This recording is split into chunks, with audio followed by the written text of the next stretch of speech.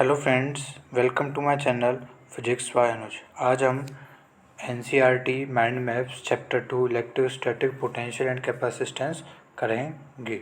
So let's started. Electrostatic potential capacitance, first we have to पहले हम देखेंगे what is electric potential. Electric potential क्या होता है? V इक्वल टू W/Q, यानी W की यूनिट हो गई जूल और चार्ज की हो गई कूलाम। तो पोटेंशियल की ऐसा यूनिट हो गई जूल पर कूलाम। तो इलेक्ट्रिक पोटेंशियल होता है वो work done per unit test charge होता है। ठीक है, electric potential due to a point charge होता है KQ/R²।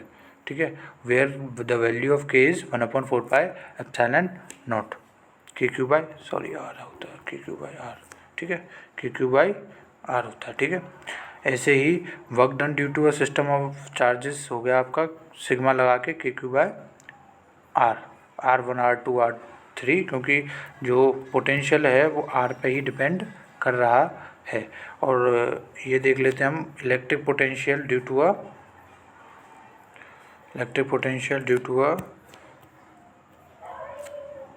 उसके कारण देख लेते हैं डायपोल के कारण। Electric potential due to a dipole, देखिए ये कोई डायपोल है, ये आर्बिट्री एंगल हो गया थीटा।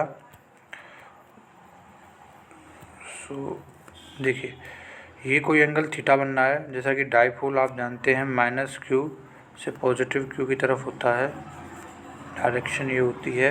तो at an angle this is known as axial position और हेड ऑन पोजीशन। इसके जो पोटेंशियल डेवलप होता है वो KP/R² होता है। ठीक है, इसके कारण जो पोटेंशियल डेवलप होता है वो KP/R² होता है, where the value of K is 1/4πε0। ऐसे ही अगर हम इक्वेटोरियल पोजीशन पे बात करें तो जब हम पोटेंशियल लिखेंगे तो जो माइनस के कारण जो पोटेंशियल लिखेंगे वो लिखेंगे -KQ/R²। ठीक है, जो पॉजिटिव के कारण लिखेंगे KQ/R²। KQ/R होना चाहिए।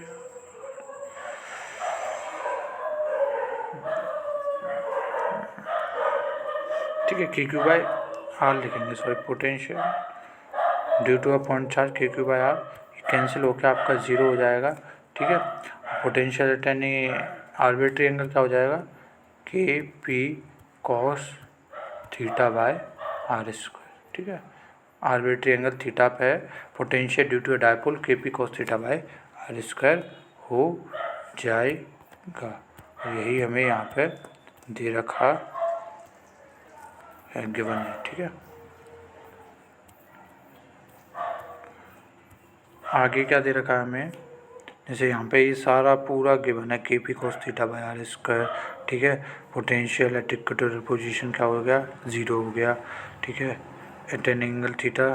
ठीक है, ये सब है। इक्विपोटेंशियल सरफेस, सो हम पहले तो इक्विपोटेंशियल सरफेस के बारे में जान लेते हैं कि इक्विपोटेंशियल सरफेस आपका क्या होता है। ठीक है, equipotential surface,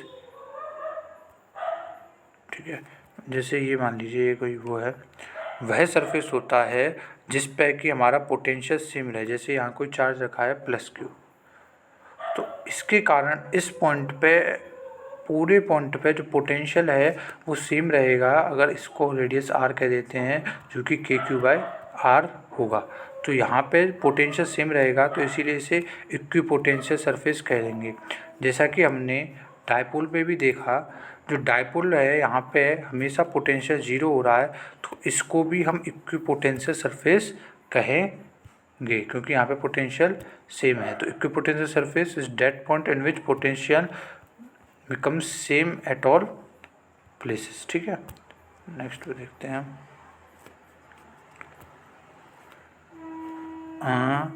potential is same at all the points. ठीक है, components of electric field parallel to an equipotential surface is 0। ठीक है, अब देख लेते हैं electric potential energy. Electric potential energy minus होती है वर्क डन के, जो कि Q1 Q2 1/R2 minus 1/R होती है। ठीक है, if the separation between charges is R, तो जो पोटेंशियल एनर्जी होती है वो Q1 Q2/R होती है। और वी ए यानी चेंज इन पोटेंशियल, आपका change in potential energy divided by Q होता है, ठीक है। और एक और फॉर्मूला होता है पोटेंशियल एनर्जी, जनरली किसी भी बात कर लेते हैं, potential energy of a dipole वो होता है minus P dot E, dot product होता है किसका, डाइपोल मूवमेंट और इलेक्ट्रिक फील्ड का, तो डॉट प्रोडक्ट हटा के पी ई कॉस थीटा आ जाता है, ठीक है। तो ये सब है इलेक्ट्रिक उसके बारे में, पोटेंशियल एनर्जी के बारे में, ड्यू टू अ, मैंने उसको बताया आपको, ड्यू टू अ आपको पॉइंट चार्ज बताया, ठीक है, सिस्टम ऑफ चार्जेस के कारण बताया, ड्यू टू आपके डाइपोल के कारण मैंने पोटेंशियल एनर्जी आपको बताई, ठीक है। आगे देख लेते हैं क्या दे रखा है। कैपेसिटेंस की वैल्यू होती है C is equal to Q by V, ठीक है। और एनर्जी स्टोर्ड इन कैपेसिटेंस होती है हाफ सी वी स्क्वायर, और इसमें आप अगर सी इज इक्वल टू क्यू भी डालेंगे, सी इज इक्वल टू जैसे यहाँ पे देख रहे हैं, या क्यू इज इक्वल टू, ठीक है, या v की वैल्यू डाल दीजिए यहाँ पे, ठीक है। v इज इक्वल टू क्या होगा, q by C, half C Q square by C square हो जाएगा, c से c कैंसिल हो जाएगा, तो half Q square by 2c, दो वैल्यू होती है पोटेंशियल एनर्जी की। जनरली v इसमें रख के ये दूसरी वैल्यू आ जाती है पोटेंशियल एनर्जी की, ठीक है। और इक्वलेंट डाल लेते हैं, इक्वलेंट क्या रहेगा हमारा, जैसे कैपेसिटेंस अगर सीरीज़ में हो, कैपेसिटेंस अगर सीरीज़ में हो, जैसे टू कैपेसिटेंस हैं, तो जो इक्वलेंट आता है 1/c इज इक्वल टू, इसका C1 मान लेते हैं, इसका C2 मान लेते हैं, 1/C1 plus 1/C2, this is the equivalent, ठीक है। ऐसे ही अगर पैरेलल में रखे हों कैपेसिटेंस, ठीक है, इसका C1 C2 मान लेते हैं, तो जनरली दोनों ऐड हो जाते हैं, ठीक है। और देख लेते हैं और कुछ, ठीक है। ये दे रखा है यहाँ पे, ये वो दे रखा है, ठीक है। अब ये देख लेते हैं हम कंडक्टर और इंसुलेटर में difference.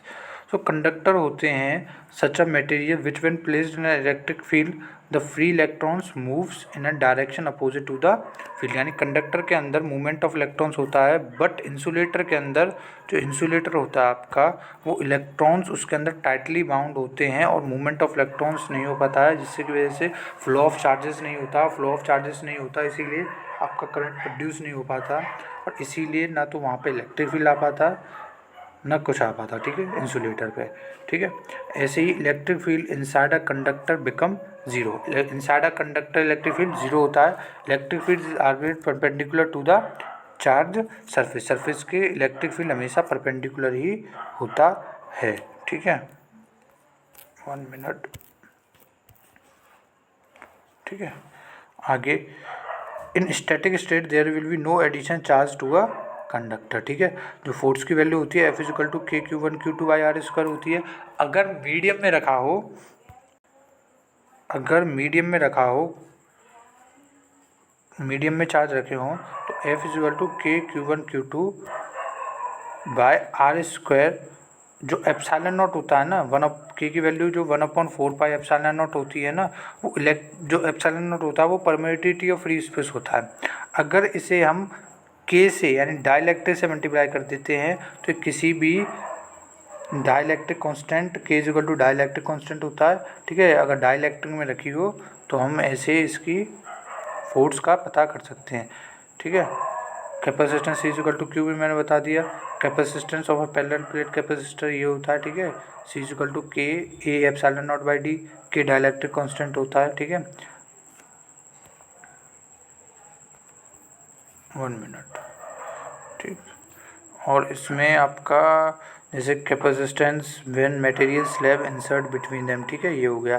Capacitance of spherical capacitor देख सकते हैं आप, for isolated sphere C is equal to K R 1/KR, ठीक है।